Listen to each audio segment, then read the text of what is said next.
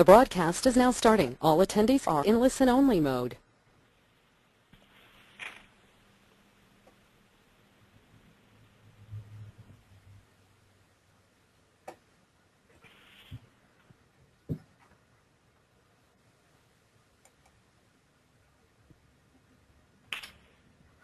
Hi, welcome everybody to Victoria Home Chat, and we're having a great program tonight.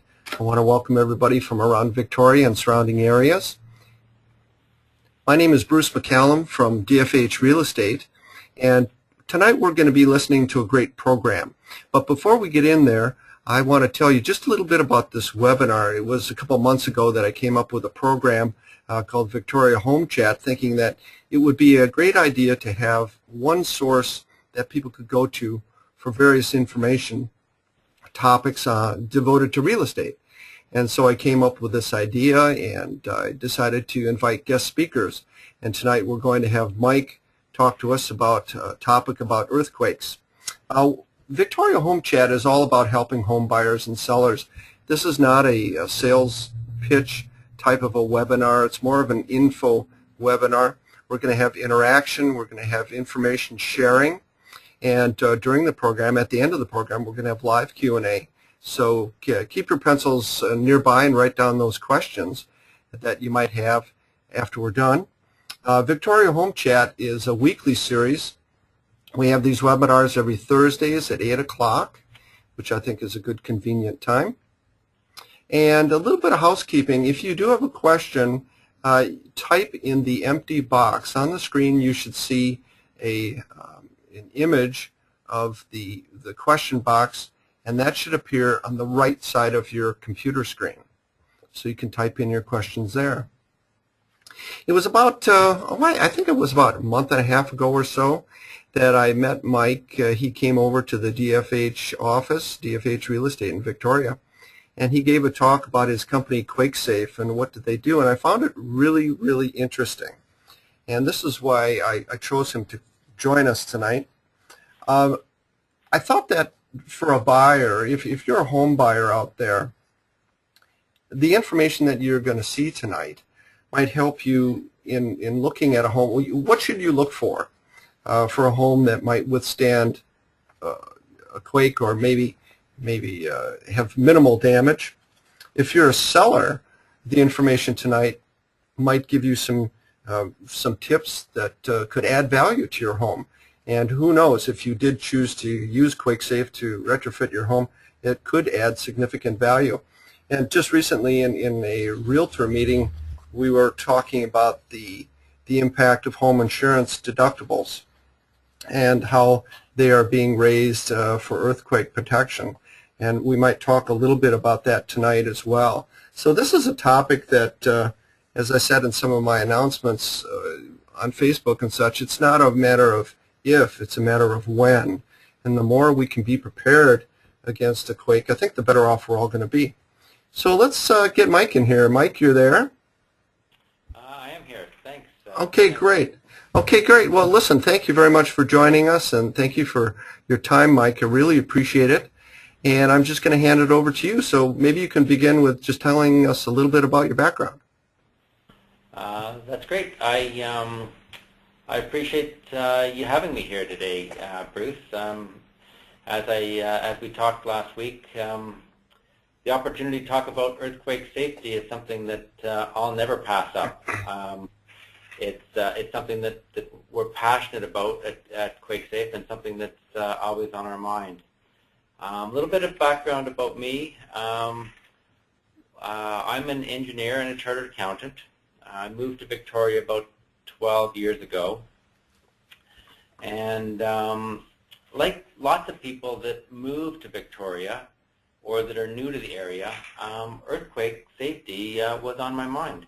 And it was something that I was very quick to talk to people, talk to local Victoria people about, and find out what they were doing to protect themselves, their homes, and their families. Interestingly, since forming QuakeSafe a number of years ago, we found that people that are new to Victoria are very, very aware of earthquakes and earthquake safety, and it's people that are coming to Victoria that are often our customers. Mm-hmm. Before we get too far, this presentation is a bit of an overview. I hope that you find it useful, but we're going to keep it to about 15 minutes. There's going to be an opportunity to ask questions, and at the very end of the presentation, we'll give you some contact information that you can contact me if you have other questions or comments about this presentation. And I'd welcome that and look forward to hearing from you. So back to QuakeSafe.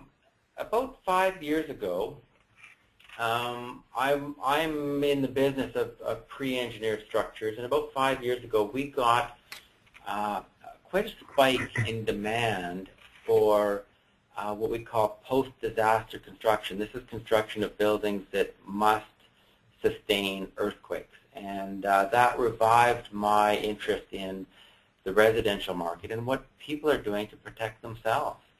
That led to a bunch of research and the development of a technical program that we strive to help the average family. It's a practical program, it's a cost-effective program, and it's a very effective technical program. So earthquakes have been in the news lately. They've been in the news with our schools that are being upgraded. There's been many severe earthquakes around the world in the last couple of years. I don't think I have to go over those in detail, but everybody's been talking about the earthquake in Christchurch and Japan and Haiti. All of these have been episodes that are just in the last 24 months. So I'm ready to jump right in if you are, Bruce. Yeah, sure. I think that if you don't mind me just making a comment here, when we were talking about the presentation, and you sent me this particular graphic or this quote here, I really liked it. I'll read it for everybody. The best thing you can do to protect yourself from an earthquake is to make sure your home is well built. And like I said before, that applies tonight to not only sellers but buyers. And I thought it was really, really appropriate to make sure your home is well built. I love that quote too, and one of the reasons that I like it is because there's a lot of misinformation out there. Lots of our customers, lots of people that contact our office fall into different camps, but many of them believe that there's nothing they can do, that an earthquake is inevitable and they just have to live with the consequences. Other people are either lulled into a sense of doom in that they live in an area that is particularly vulnerable to earthquakes, or they believe that because their home is built on rock or bedrock that they're particularly safe. The reality is, like Tammy says, the best thing you can do is make sure your home is well built. That's the best protection you have against an earthquake. Okay, well that's great. So tell us a little bit about for buyers, Mike, and you had some neat points here. Okay, well actually just before I get into the buyers, Bruce, I just want to give you a little bit of background. Sure. And that is, I'm sure I don't have to remind the people that have taken the time to attend this webinar, but we are overdue for a major earthquake here in the Victoria area, and I'm not going to spend any time, discussing tectonic plates or getting into the detail of that. If that's something that you're interested in, there's a ton of information that's available. A particularly good book is Cascadia's Fault, and I'd recommend that reading if somebody were interested in gaining more information on what is to be expected in this area. The good news, though, is that it is relatively inexpensive and easy to substantially improve the chances of surviving and reducing the damage done to your homes in the event of a major earthquake. And that's something that I want to talk to you a little bit about tonight. Okay, sounds good.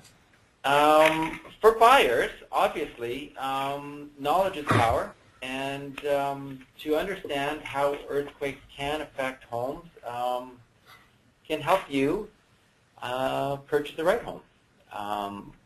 The other thing that we'd like to talk to you about tonight is a little bit about what it costs to upgrade a home, what's involved, so that you can either negotiate some of that cost into the purchase or budget for it in the event that you want to make a transaction. We provide peace of mind to new homeowners, and what we really do, though, is we protect your investment and we protect your family. There's nothing more important to your family than having a home that's going to stand. So, and not only is there much less chance of somebody getting hurt or killed, but also you'll have a place to live after the event. So what we really are looking for is safety for your home and safety for your family. For sellers, earthquake safety is becoming more and more important to buyers. So if you're a seller and it's something that you can address up front, you can differentiate your home from others on the market, and I think that Bruce will agree in a time of a buyer's market, anything that you can do as a seller to differentiate your home or make it more attractive is something that's going to increase the price that you're able to obtain, but it's also going to reduce the time it takes to sell your home. Yeah, that's a good point, Mike. As a realtor, one of the things that I help sellers with is to how to make your home more attractive to a buyer. Of course, it's price dependent. We can work on the price, but we can do other things. So spruce up the landscaping. We can do staging. There's a whole bunch. I mean, decluttering. There's a whole bunch of things. But it wasn't until I met you that I learned more about this. And you are absolutely right. You can really make your home unique. You can add value to it. And while you're doing that, you're adding the safety issue for you and your family as well. So I'm glad you're mentioning that. The second point here, Bruce, that I also want to bring to your attention is people relocating to the area have a heightened awareness of earthquake safety. People who live in Victoria generally have lived with this danger or this earthquakes for a long time, and they take it for granted. Mm-hmm. People that are coming here are very, very concerned about it. It's a little bit like people coming from Australia to Vancouver Island are worried about bears. Well, we're not worried about bears, but if we were to go to Australia, we'd worry about spiders. Well, the people in Australia don't worry about spiders. Mm-hmm. And this is translated to over 80% of our business is to people who have relocated to Vancouver Island within the last 2 years. Mm-hmm. So that's something that will broaden your market if you are a seller. Good point. Good point. Thank you. Okay, if we could just go to the next slide. What we're really talking about here is an issue that has largely been corrected in post-1980 to 1985 construction. Back in the 1970s, a young engineer realized that our British Columbia building codes did not address earthquakes at all in the residential construction. So homes that were built before 1980 are sitting on their foundation with gravity. There's nothing holding your home onto the foundation other than gravity. And gravity works very, very well most of the time, but it provides zero protection in the event of a shake. So being that foundations are typically 6 inches wide, You don't have to shake a home very much for it to actually slide off the foundation entirely. And homes that slide off the foundation are destroyed. They're junk. You can't fix them. You can't rebuild them. They basically have to be torn down, and you have to start again. So what we're talking about here is, by and large, homes that are built before 1980. Homes that are, and there's a transition period, 80 to 85, the building code had changed, but the implementation of new building codes is a bit of a, it takes a bit of time. It doesn't just happen overnight. So we do see homes 82, 83, 84 that are still have not had proper bolting and such on them.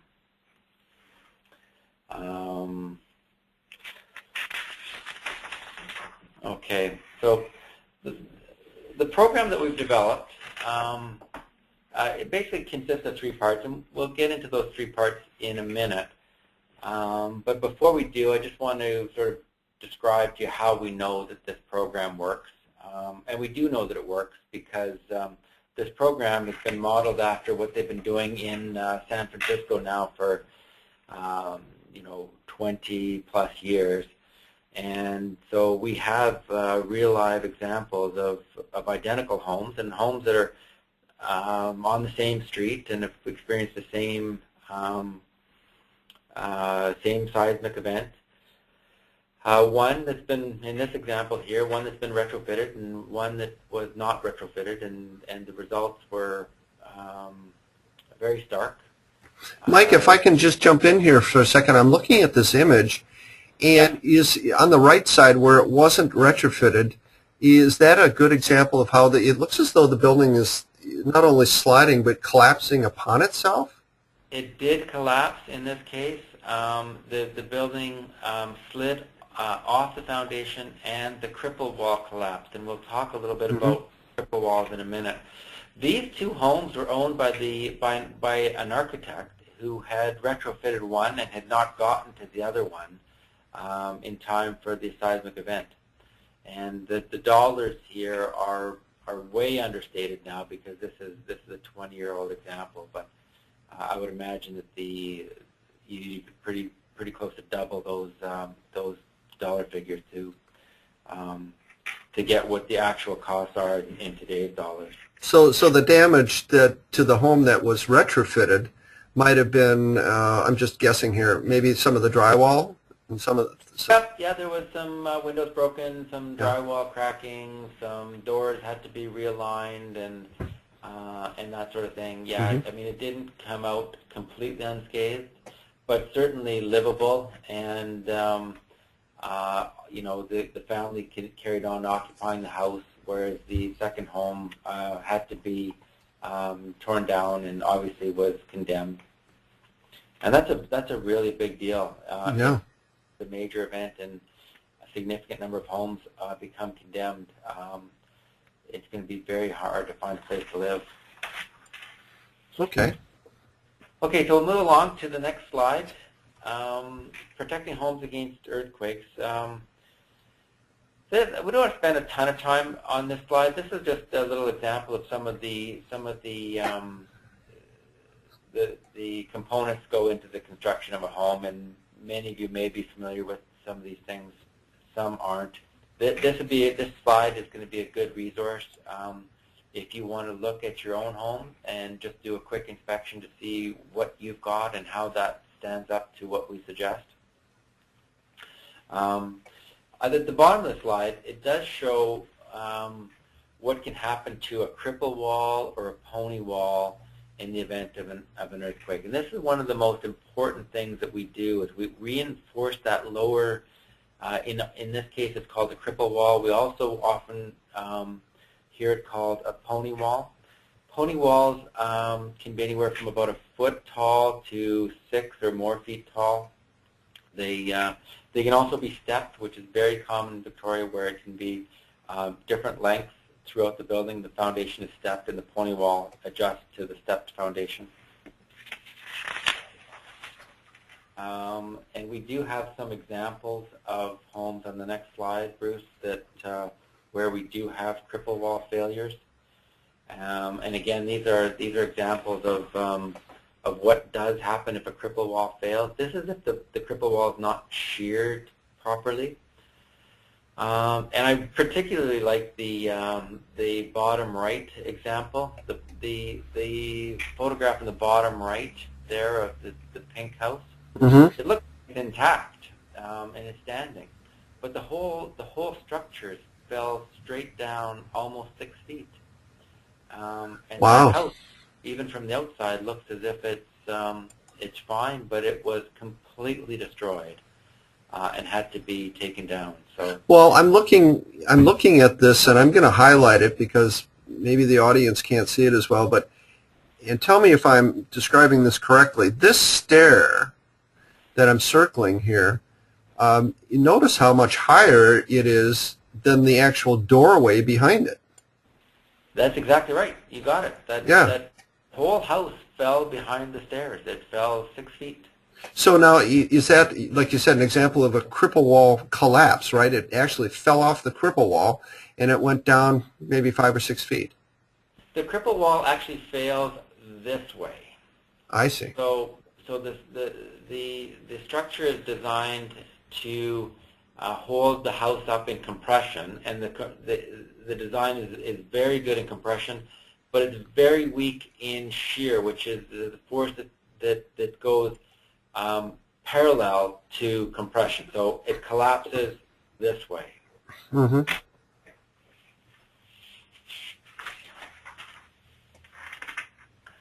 So protecting homes against earthquakes, there's three main things that we look to do when we retrofit a home. We bolt, now it says we bolt the base plates to the foundation, the base plates or the sill plates.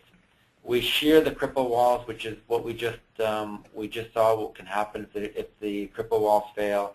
And then we secure the floor to the now braced cripple walls. And I'm going to go through those things in a little bit more detail on the next slide. On the next slide, the first thing we do is, now it says bolt the cripple walls, but in fact that slide should say bolt the sill plate. Every 6 feet along the house perimeter, we install quake bolts with plates, washers, and nuts. Now this is part of the building code, the post-1980 building code, with the exception of the large plate that we add to enhance what's currently required by the building code.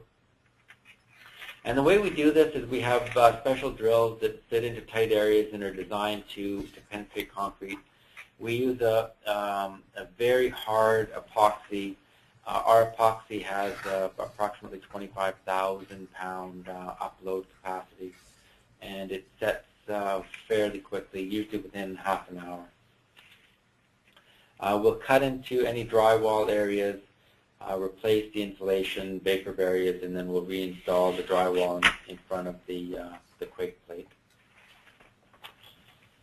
The second thing that we do, the step 2, is that we shear the cripple walls. Now, here's an example of a cripple wall that has been sheared. You can see the foundation on the bottom going up about 5 feet, and then we have about a 3-foot shear wall. That shear wall is made out of plywood, and it's installed all around the perimeter of the home. The thing about the shear walls is it looks fairly easy to do, and it is easy to do if you know what you're doing. Shear walling, the devil is in the details. We use specialized shear nails and a certain pattern and blocking to make sure that we get the required strength in the shear. But generally, we do use plywood, though we do have other techniques as well with cross bracing. So it does depend a little bit on the home there. And finally, step 3 is where we add our earthquake hardware. And if you could just go to the next slide, Bruce. This is Yep, where I'll be right with you. My apologies. We've got a technical problem. oh well, technical challenge. Let's see here. Okay, there we go. Sorry about that. Okay, good.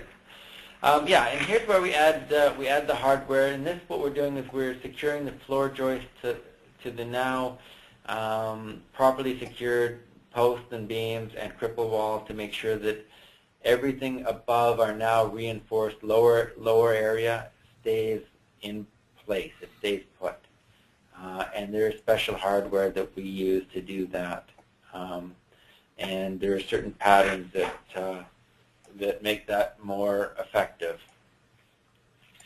I'm just highlighting these areas, and it really does seem to add extensive strength to the structure. I mean, this. Oh yeah, it does. No, and significant. It makes a huge difference. We figure that it's about 10 times less likely to collapse in the event of a major earthquake. Oh. And that's a statistic that we've got from, again, the Bay Area and San Francisco, where they have a lot more experience with this than we do here. But you know, it is an earthquake, so there's a lot of uncertainty, and you know, there are a lot of variables. Okay, what I'd like to just leave you with here now is a few things that you can do on your own to have a look to see how safe your current home is, or the home that you're looking at buying is.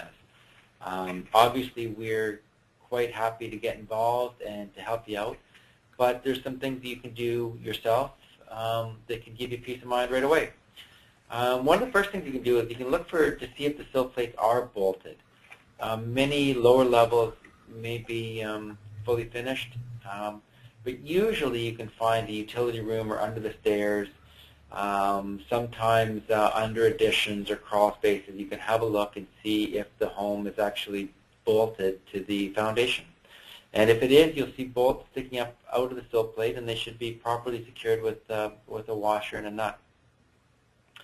You should check to make sure that your hot water tank is properly strapped. That is code now, and if your hot water tank has been changed in the last 10 years, it should be strapped. You can pick up strapping just about anywhere. Any hardware store carries it. Other things I'd like to talk to you about was to make sure that you have a quake safety kit. You can buy these commercially. If you want to make one yourself, you're welcome to visit our website. We describe how to make a quake safety kit. It's in a format you can print off, and you can carry it in your car. You can sort of grab the things on the list at any time. I'd also encourage you to talk to your family, your children, about earthquake safety. Have a plan. Most schools now have plans, but don't necessarily assume that phones are going to work uninterrupted. Have places to meet, and make sure that you're planning ahead of this event. Mike, if I could ask a question just for my personal information, I've started to gather up material and supplies for our family for a quake safety kit. But where do you store it? Where's the best place to store it? I mean, if you store it inside your home somewhere, chances are the home will collapse upon it and you can't get to it. You know, that is a fabulous question, and I have seen, I can't tell you how many times I've seen people with the perfect quake kit, a commercial kit that's got everything they need, and they store it in the basement. Yeah. Of course, if there was a collapse or a calamity, they'd never be able to get to it. You know, I'm not an expert in where to store it. We have been told one of the best places to store it is either under a deck outside in a waterproof container, like a big they've got these big bins, like almost like Tupperware, but very large bins. In a storage shed, a lawn equipment storage shed. We've got some that are set up to actually put under a bench outside, so you can actually have them a little bit hidden under a bench, and they're weatherproof.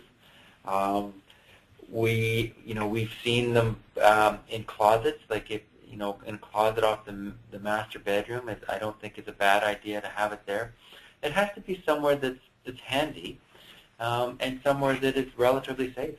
So, yeah, you may want to consider that when you decide where to put it. But it's an important consideration for sure. Yeah, right now I've got mine stored in the garage. We've got a garage attached to the home. I think many people in Victoria have this. The home was built in the 60s, and then later on a garage was attached to it. And I was thinking that there's not much structure there. I mean, even if it were to collapse, there's not a lot of material. So at least I could get to it. So maybe a garage is an option. Yeah, that might be an option as well. Sometimes garages have a second story above them. Yeah, no, certainly somewhere that you think is going to be relatively safe and accessible. Yeah. Yeah. Good. Great. Well, listen, I appreciate you going through that. Maybe we should move on to Q&A now, and because I've got some people that have typed in some questions here, and I'll just start off with the first one. The first one is home insurance. A person is typing in here, if I retrofit my home, will that reduce my insurance costs? The short answer to that is no, at least not right now. We have not seen any insurance companies that reduce insurance for this, though it's our understanding in some places in the States, including Northern California, people are not being permitted to get earthquake riders unless this is done. So we think that the insurance industry will go that way. I don't know when that's going to happen, but I believe that that eventually, if your home is not properly secured to its foundation, you will just be denied coverage. Well, that's an incentive. The other question that came in, grants. Are there any grants that you know of that can help out with the expense of this? And we didn't talk about expense. I'm sure there's a wide range. Maybe you can talk just a little bit about that. What kind of a cost is involved? In fact, it's not a very expensive operation.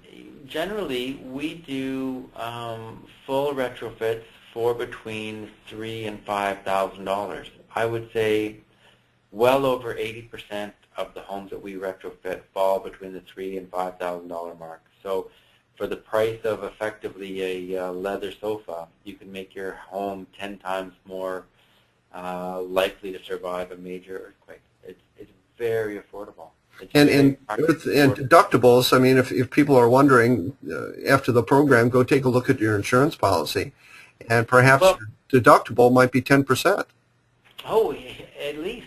And I'm not going to talk anybody out of earthquake insurance. I think earthquake insurance is an important tool that you should have. But what we're doing is very different than insurance. If your house collapses, you'll get a check from an insurance company, but it's going to be very, very difficult to maintain your life. If your house collapses, it's likely that many, many, many houses in the Victoria area are going to collapse. So to take the example of Christchurch, they're still digging out Christchurch. They're not rebuilding it yet. They're still tearing down homes that were hit in that earthquake. So it's not a case of you're going to be able to get 3 quotes and have your home rebuilt, in the next week or the next month. We save homes. Earthquake insurance certainly is a tool to help you financially, and I would never talk anybody out of it. But we consider what we do to be in parallel or to complement insurance, not to be, not to be an either or. How about, I've got another question here. How about home inspectors? lot of times buyers, I recommend that buyers get a home inspector in and check out the home, subject to conditions being removed on the purchase of a home. Does even though home inspectors are required to be licensed, do they know anything about this? Yeah, again, I think home inspectors are a great tool. My experience is they don't deal with this particular issue. Homes that were built before 1980 don't have to have this done to meet code. There's no grandfathering of new code. So my experience is they don't know a lot about earthquake retrofitting. That's not to say that they can't get up to speed, or that we won't see that becoming more and more part of the work that they do, but it isn't at this stage. At least that's not my experience. Okay. We do offer complimentary inspections to people if they're interested in this particular issue. Okay. Yeah. How about homes? Are there any homes that can't be done? There's a wide variety of different constructions methods in Victoria. Are certain ones you just can't do? Yeah, that's another good question. I would say probably between 1 and 2 out of every 10 homes that we inspect, we can't retrofit. And what are the conditions of those homes? In other words, are they built out of certain materials, or? Mostly they come on foundations that are made out of aggregate. So if it's a rock foundation, we call them rubble foundations, but sort of at the turn of the century and right into about 1910, 1950, certain places in Victoria, particularly the Fairfields area, the foundations were actually made out of rocks that were grouted together. And these don't do very well in earthquakes. So what we do generally, if a client asks us to have a look at that, we could bolt the house to that foundation, but we're pretty sure the foundation wouldn't survive the event. So we generally tell the customer that there's not much we can do, at least at a inexpensive price point. To fix that kind of a structure would be a major foundation upgrade. Mm-hmm. Mm-hmm. Yeah, understood. Probably 1 in 10 homes that we look at, we recommend that there's no further work required. So it's not like we go in and say every single house has to be done. We do find that occasionally that a particularly strong builder has put these kinds of safety features into a building when they've been constructed. Mm-hmm. Okay, good to know. So for those people out there that are wondering whether or not their home is up to snuff, if we want to call it that, you did mention that QuakeSafe will come out and give you a free estimate? We do, yep. No obligation, no pressure. We come out. It takes about 15 to 20 minutes, mm-hmm. And we will provide a written recommendation on what can be done and should be done, and the cost. And we already covered. Generally, it's between $3,000 and $5,000. Well, that's great. You know, that's really great information, and I encourage everybody to take a look. First of all, take a look at your home. If you want a professional opinion, give Mike a call. So, Mike, thank you very much for joining us tonight. I really appreciate your time. And for those people who want to get in touch with Mike directly, you've got his email there, mike@quakesafe.ca, and his phone number is 250-590-8544.